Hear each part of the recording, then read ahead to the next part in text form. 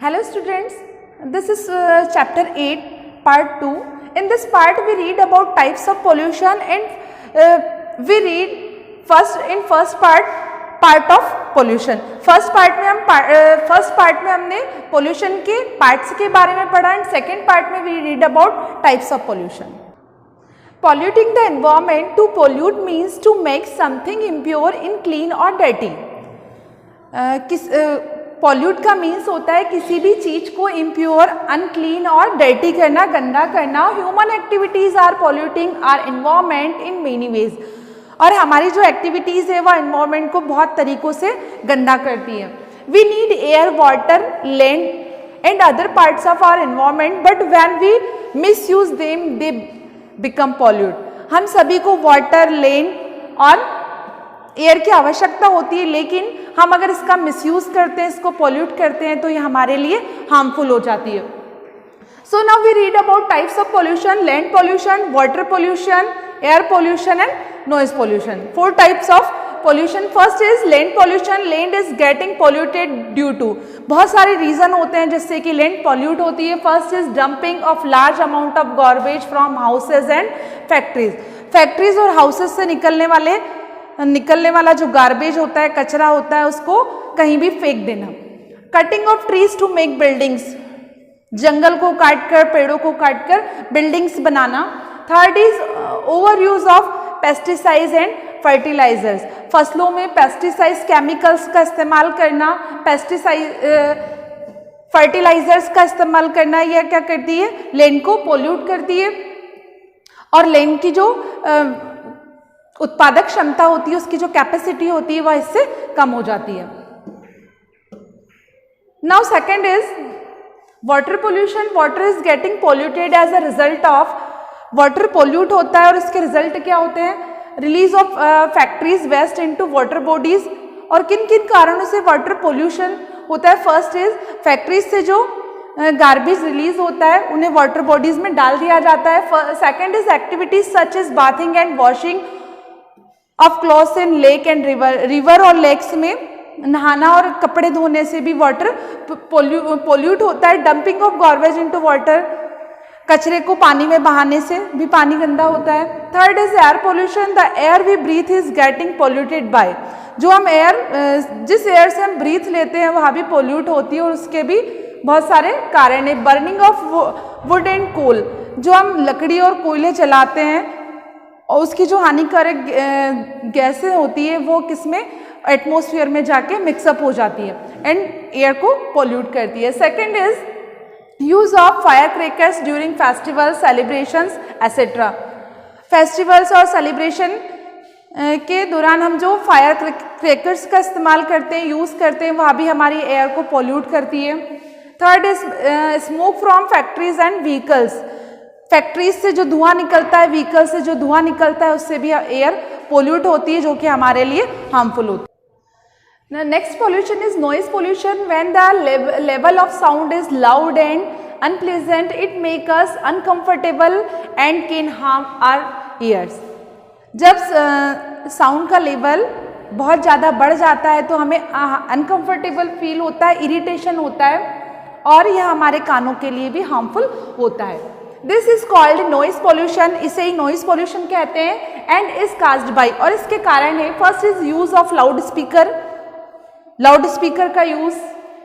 Bursting of fire crackers या पटाखों का sound. Listening to loud music and television और म्यूजिक को बहुत लाउड साउंड में सुनना.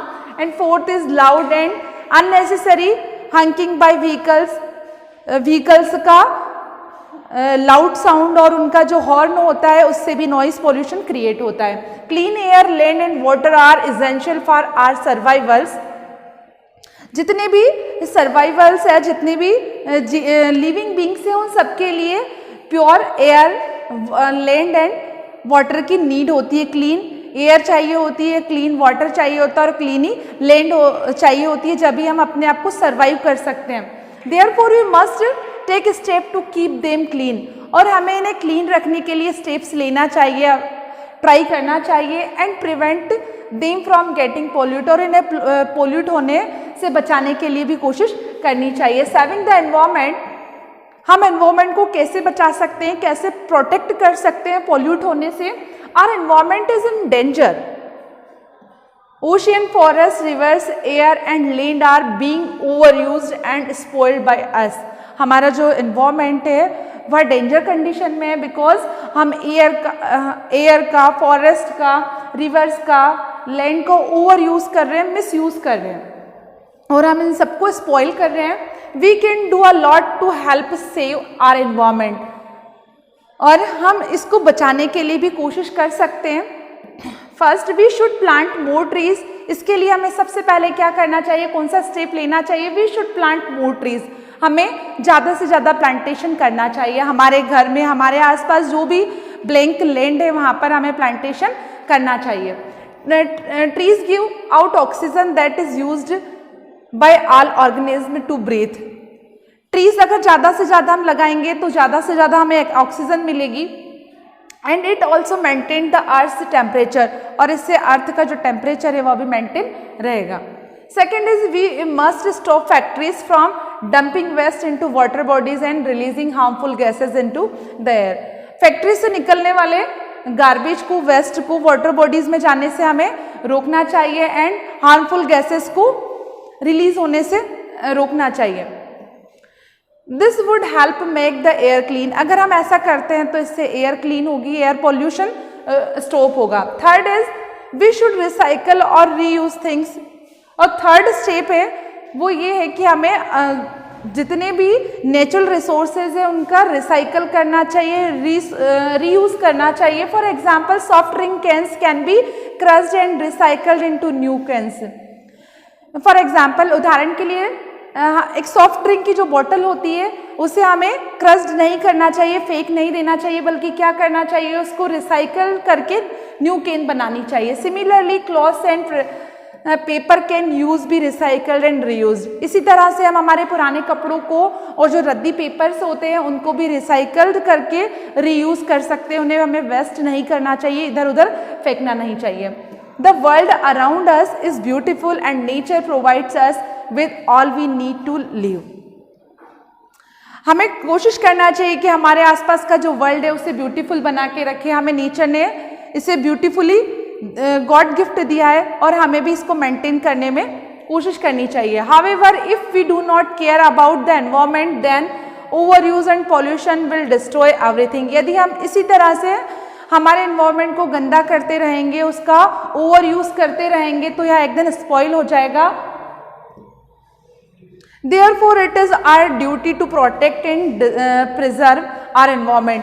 यह हमारी ड्यूटी है, हमारा कर्तव्य है कि हमें हमारे एनवायरमेंट को प्रोटेक्ट करना चाहिए, प्रिजर्व करना चाहिए, ताकि हम लंबे समय तक इसका बेनिफिट ले सकें। Thank you.